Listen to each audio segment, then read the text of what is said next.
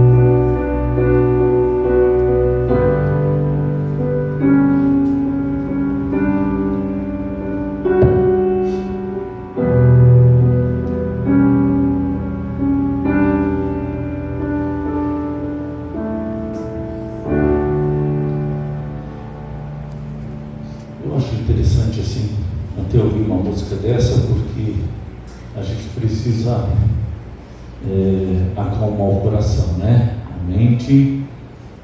E às vezes a gente está muito agitado, né?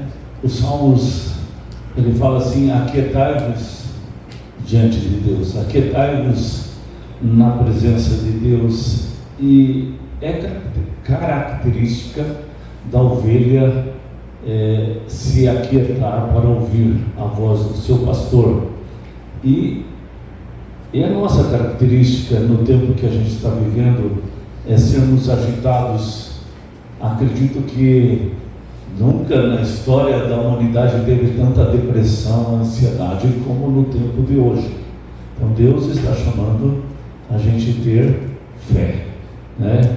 A se aquietar, a ouvir a voz de Deus, né? Jesus, ele fala que nos últimos tempos, isso lá em Mateus 24, a maldade se multiplicaria e o amor se esfriaria de quase todos. Então, a maldade se multiplicando, o amor de Deus automaticamente diminui.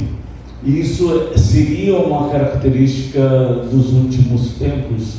E é um momento para a gente estar refletindo sobre a nossa fé, o amor em nosso coração, o amor de Deus, e se a gente está sendo tolerante à iniquidade, esse tempo que tem se multiplicado a iniquidade. Hebreus 11, verso 6, vamos ler todos juntos esse versículo? Hebreus 11, verso 6. De fato, sem fé é impossível agradar a Deus, porquanto é necessário que aquele que se aproxima de Deus creia que Ele existe e que se torna galardoador dos que o buscam. Sem fé é impossível agradar a Deus. E aquele que diz crer em Deus, então se aproxime de Deus, viva na presença de Deus. A Bíblia diz que Abraão era o pai da fé, mas o versículo que diz isso também diz que Abraão vivia na presença de Deus. Deus era o seu amigo. Então isso é uma coisa que a gente precisa experimentar. Nesse tempo que a gente tem vivido, a gente tem visto assim a guerra lá no Oriente Médio, e a gente eu ouvi um rabino falando de que a maior parte dos judeus não acredita em Deus, mas a maior parte dos judeus tem a religião judaica como a sua religião. Então é apenas uma instituição, a identidade do povo de Israel, mas não algo da sua fé, não algo do seu dia a dia. E Jesus ele falou algumas vezes essa frase assim: será que quando o Senhor voltar achará fé na terra? Então termos fé é uma coisa muito importante, é um grande milagre, e alimentarmos a nossa fé, não darmos espaço para um campo infértil, né? A fé, sem fé é impossível agradar a Deus. Jesus ele diz assim que mesmo que a fé tua, a fé verdadeira, a fé em Jesus fosse como um grão de mostarda, ele diz assim, o grão de mostarda é a menor das sementes, mas se ela fosse a tua fé em Jesus, ela seria viva, ela seria útil, ela removeria montanhas. Então mesmo que a fé em Jesus fosse pequena, ele está dizendo assim, a fé em Jesus, ela é viva, ela vai produzir efeito, ela vai fazer aquilo que Deus destinou que ela fizesse. Quando o Josimar leu esse texto de Marcos 2, fala do paralítico, e diz um versículo assim, que Jesus viu a fé daqueles 4 homens. Então a fé é algo que se vê, não é algo abstrato, a fé é algo que se vê. Ele viu a fé daqueles homens, quer dizer, tinha uma multidão enorme. Como que eles levariam o paralítico até Jesus? Mas eles não desistem diante dos obstáculos, eles não ficam pensando assim, amanhã vamos atrás de Jesus, semana que vem. Eles continuam indo atrás de Jesus, mesmo que os obstáculos sejam grandes. Aí eles descobrem que tem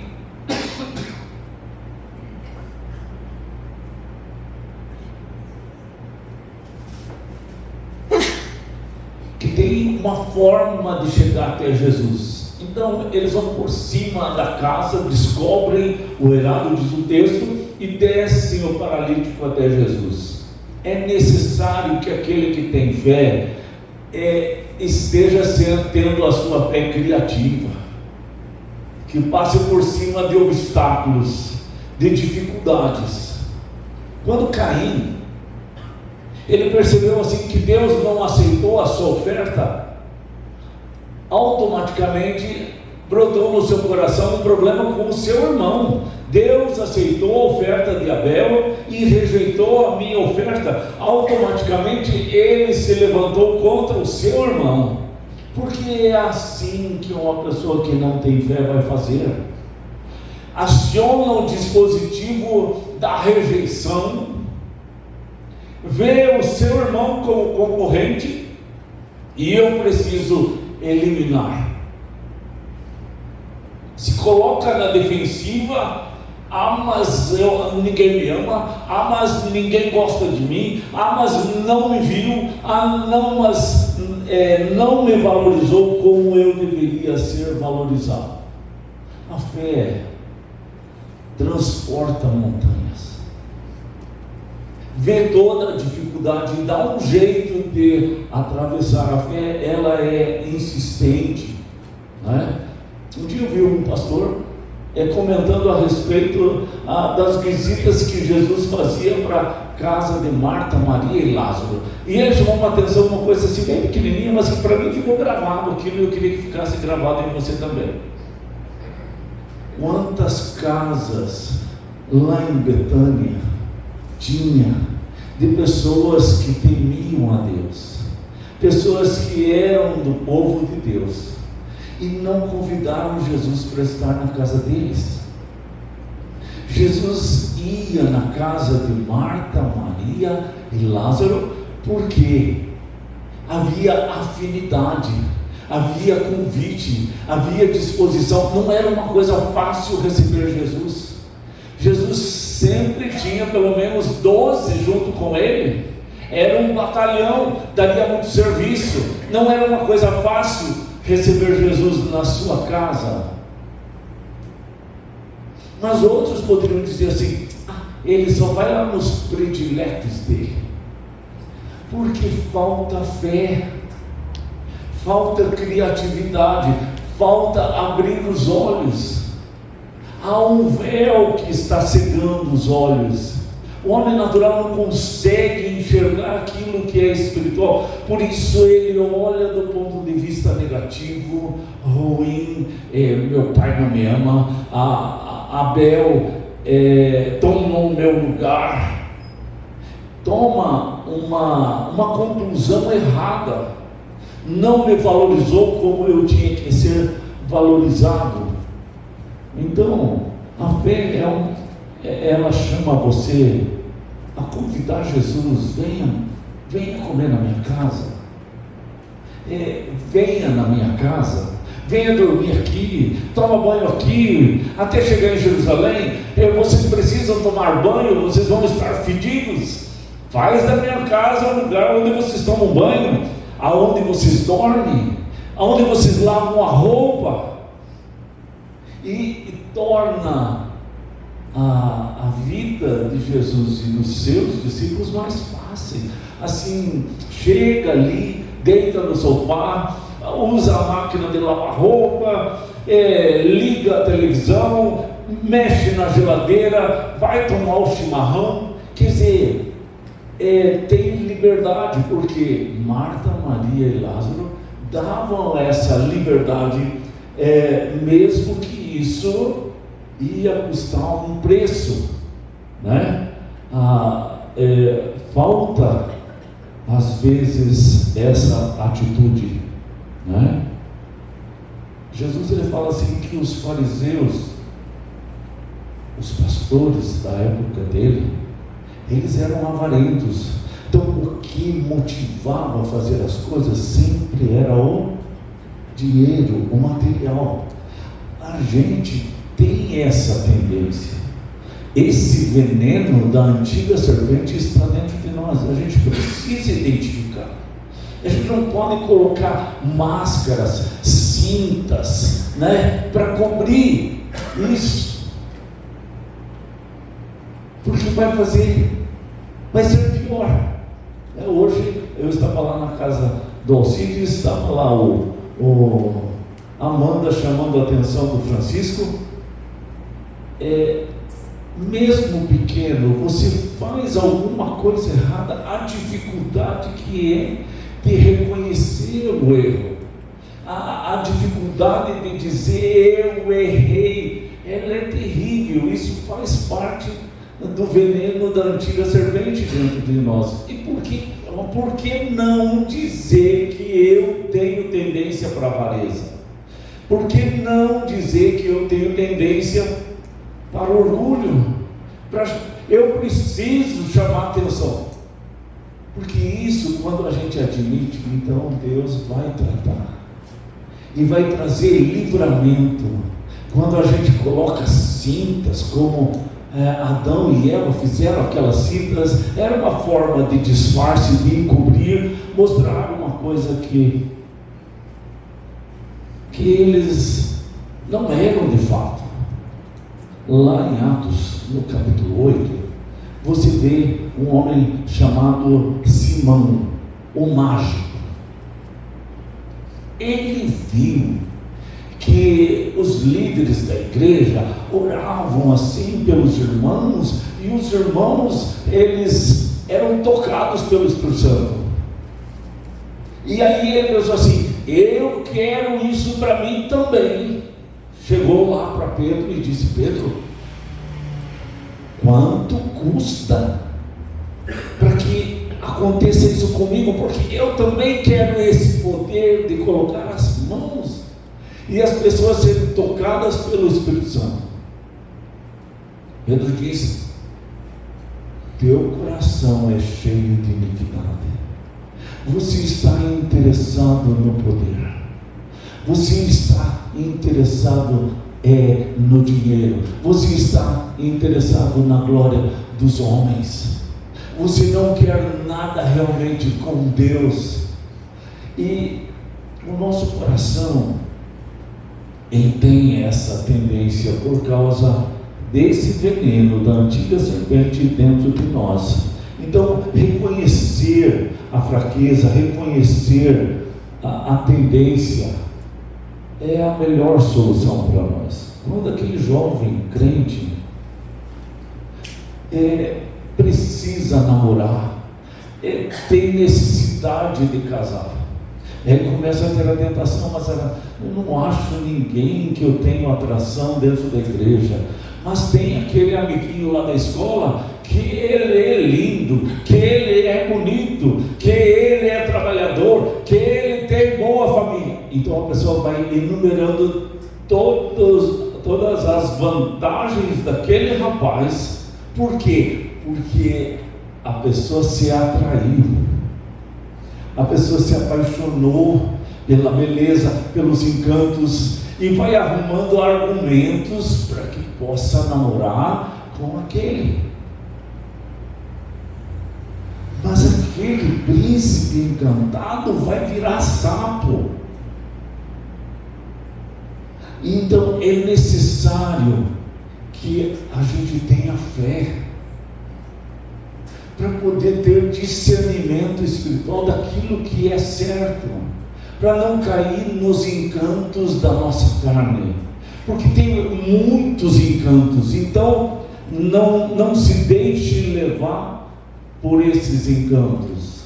Jesus, ele fala assim: pelos frutos conhecereis. Pelos frutos se conhece a árvore. Se for jabuticabeira, leva muitos anos para produzir frutos, se não for de enxerto. Pega uma semente de jabuticaba e planta, para ver quantos anos vai demorar para produzir jabuticaba. É necessário muitas vezes fazer isso. Você precisa de mais tempo para poder conhecer o fruto. Então, se essa mocinha casa rápido com o rapazinho, logo ele vira sapo, mas aí já casou. E agora tem que aguentar ou tem que divorciar. Então é muito importante seguir aquilo que Jesus fala: pelos frutos se conhece a árvore. Espere, dê um tempo. Agora, se apaixonou, a coisa vai ficar um pouco mais complicada, né? eu estava estudando sobre esse assunto, uma coisa que acontece, que é característica, não produzir o fruto do Espírito Santo. Então, você precisa identificar na tua vida se você tem produzido o fruto do Espírito Santo. Colocar as cintas só vai prejudicar o teu discernimento, você conhecer você mesmo, se você tem o fruto do Espírito Santo ou não. Então, não coloque cintas, passe vergonha, enfrente, confesse o pecado. Ele é fiel e justo para perdoar os pecados e nos purificar de toda injustiça. Então não arrume disfarce, mostre aquilo que você é. A Jo morou lá no Rio de Janeiro, e ela fala de uma cidade chamada São Gonçalo, que é uma das cidades que tem o maior número de evangélicos do Brasil, maior número de igrejas em cada quadra, é cheio de igreja. Uma coisa que ela colocou é assim, nas estatísticas, fazendo lá, São Gonçalo não diminuiu a criminalidade, não diminui outros índices de violência, não diminui os índices de divórcio, não diminui esse índice, não diminui aquele índice. Como que multiplica-se tantos evangélicos no Brasil, mas não diminui os índices de violência, de crimes, corrupção, divórcio? Porque continua a mesma porcaria. Isso mostra que a gente precisa de uma fé verdadeira. E para ter uma fé verdadeira, a gente precisa ser também verdadeiros e sinceros na nossa busca a Deus. A gente não pode ser só de aparência. Se a gente apenas enfeitar, passar maquiagem, fica nos dados, sou evangélico, mas na hora que aperta a situação, eu continuo sendo a mesma pessoa, e aí não vai dar certo. Então, outra coisa que acontece, além da falta de fruto, é falta de transformação. Um evangelho que não entrou no coração e que você não tem aquela fé verdadeira na tua vida, falta também transformação de vida. Quantos artistas se converteram? Você já deve ter ouvido, anos atrás, já faz que artistas se convertem. Mas depois, quando você vê, aquele artista está fazendo loucuras, barbaridades, né? E assim eu poderia citar vários nomes de artistas que dizem que se converteram, mas a vida não houve transformação. Eu lembro de um jogador que ele mesmo veio a público e disse: mas eu passava uma mensagem muito dupla. Eu dizia que eu era crente, colocava uma faixa aqui de Jesus, mas a forma que eu vivia, a forma que eu comemorava a vitória era muito estragada. E ele fazia parte do time lá dos Atletas de Cristo, mas quando ele abandonou a mulher dele para ir atrás de uma bonitinha, os Atletas de Cristo chegaram para ele e disseram: você está errado. O que aconteceu? Ele deixou de ser atleta de Cristo. Aí uma igreja evangélica foi lá, pegou ele como membro, porque o dízimo dele era muito grande. Mas é muito famoso esse jogador. A gente faz concessão. Por quê? Porque eu pego o dízimo, com o dízimo eu vou fazer uma coisa maravilhosa. Veja. Então, o problema do tempo que a gente está está vivendo, a maldade está se multiplicando, o amor está esfriando, está faltando o fruto do Espírito Santo, está faltando transformação de vida, né? E estamos num tempo de fé falsa. Que a fé falsa seria as cintas que Adão e Eva fizeram, né? Faixas que eles colocaram, seria uma maquiagem, né? Só para mostrar que estava tudo bem quando não estava muito bem. Então, se tiver um culto bem emocional, que todo mundo chora, então o Espírito Santo está ali. Ou numa outra igreja, se for um culto, vamos dizer assim, a nossa fé, ela for bem racional, se eu entendo e tem lógica, então é de Deus. E assim a pessoa ela vai por esses caminhos, né? Seja da autoajuda, do positivismo, né? Ela vai por esses caminhos de shows evangélicos, porque eu preciso ver para crer, né? Eu preciso sentir para crer, né? Em último lugar, o problema da falta de fé é a falta de experiência com Jesus. Então, primeiro, falta de fruto. Segundo, falta do quê? Falta de transformação. Terceiro, falta do quê? Esse é o quarto. É uma fé falsa. Uma fé que você coloca naquele culto maravilhoso, naquelas músicas maravilhosas, naquelas revelações maravilhosas, sabe? Que você chorou e se emocionou. Não que Deus não faça algo que você não possa se emocionar. E não estou falando que tudo isso, e autoajuda também, não estou dizendo que sempre a autoajuda é errado. Eu estou dizendo assim que você pode desenvolver uma fé sem Jesus nessas coisas. Você pode vir na igreja, e como eu estava evangelizando um casalzinho, e eles falaram assim que foram na igreja, a primeira coisa que aconteceu lá na igreja é que eles revelaram para ela que ela estava grávida. E eu sofrendo para fazer o plano de salvação. Mas há igrejas que a coisa principal era mostrar para a mocinha que ela estava grávida. Mas o que importa?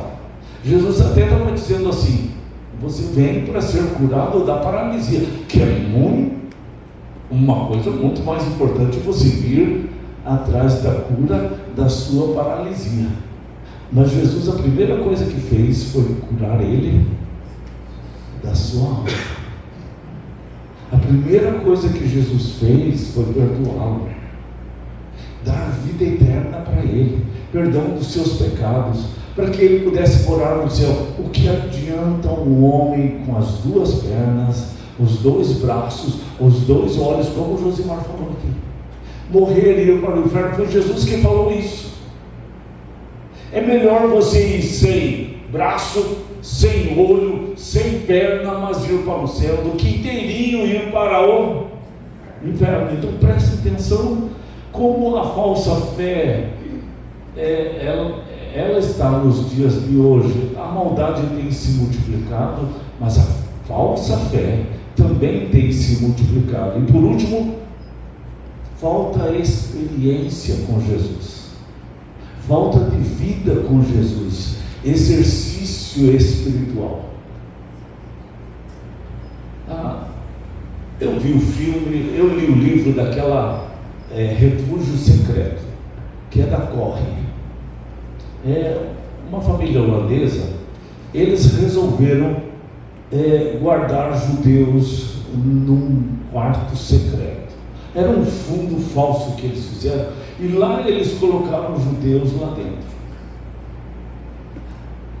Qualquer um que fizesse isso poderia ser levado para os campos de concentração. A primeira coisa que você vê no filme, eles estão querendo levar as criancinhas, filhos dos judeus, para as famílias do interior, porque aí essas crianças poderiam viver, poderiam não morrer. Então eles tomaram atitudes. Gente, a fé é uma coisa que você vê. Aí você vê lá no filme que o pastor, a primeira coisa que o pastor fez com eles: corre, para de teimar, isso que vocês estão fazendo é muito perigoso, não façam isso, vocês estão indo contra a lei, Deus não quer que vocês vão contra a lei. E colocou pressão nela para que eles parassem de ajudar aquelas crianças. Eles não pararam.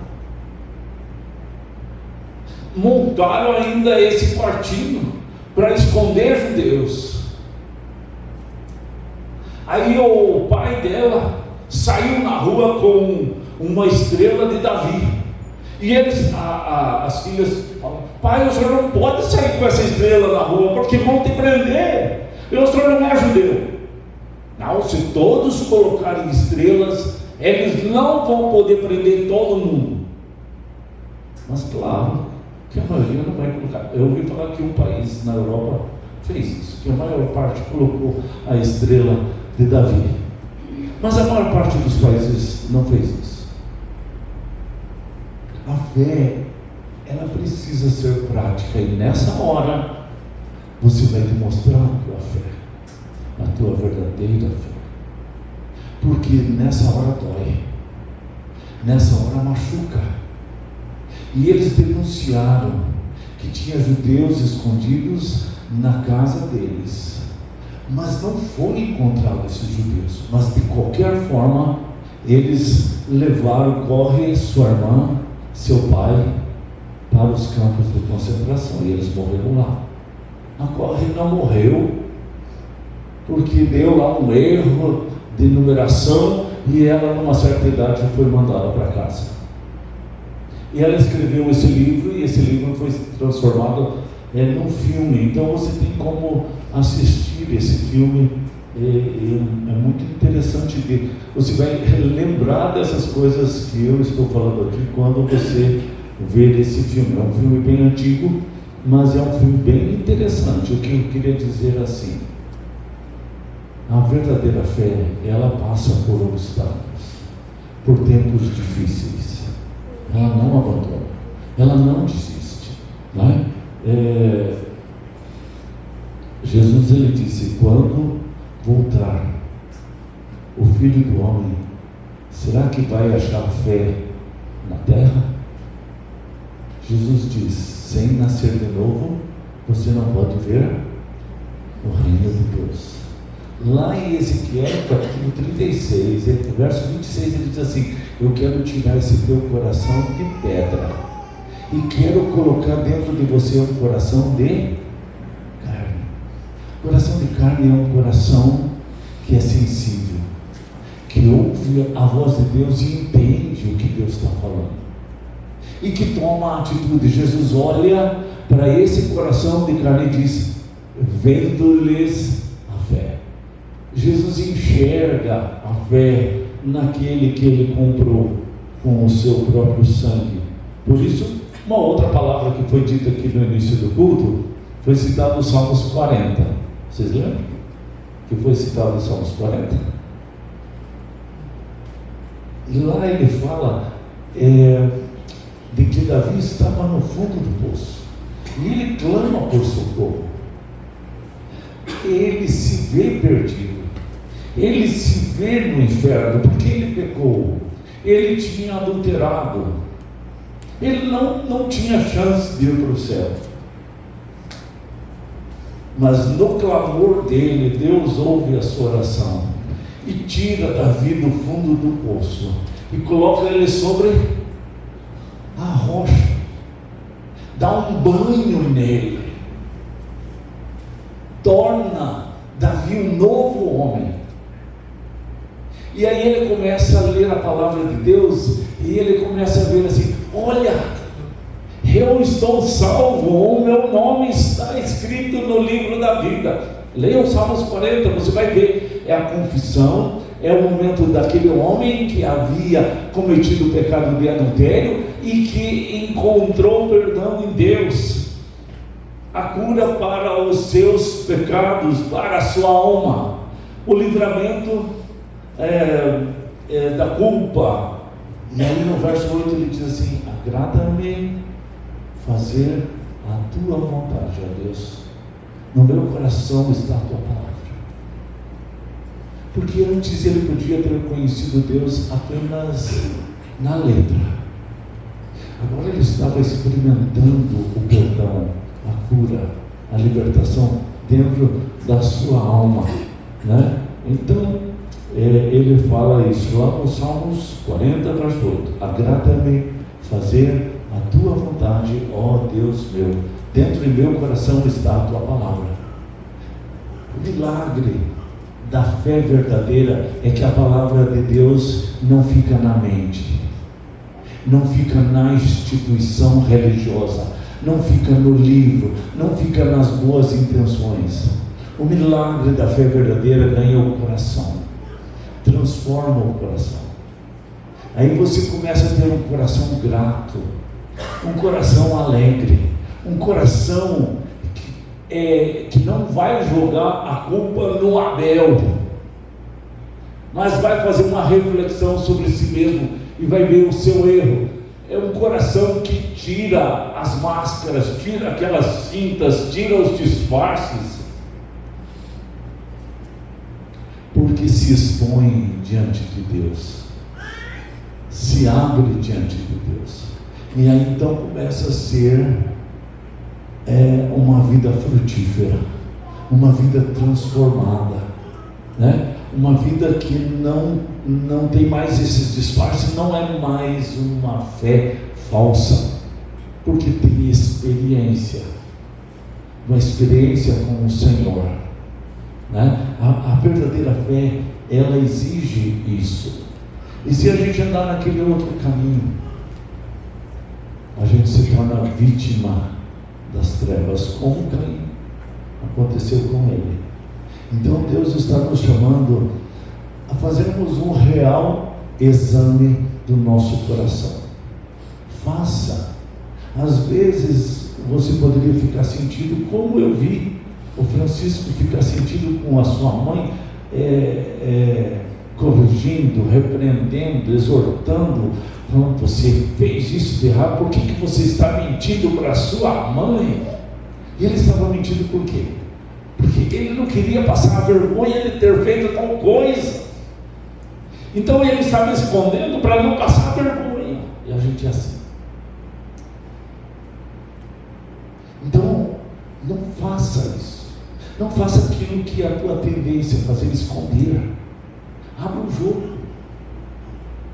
Mostre para Deus a tua podridão, para Ele te curar, para Ele limpar o coração, purificar, queimar aquilo que não presta, para começar a nascer dentro de nós esse se agradar de Deus.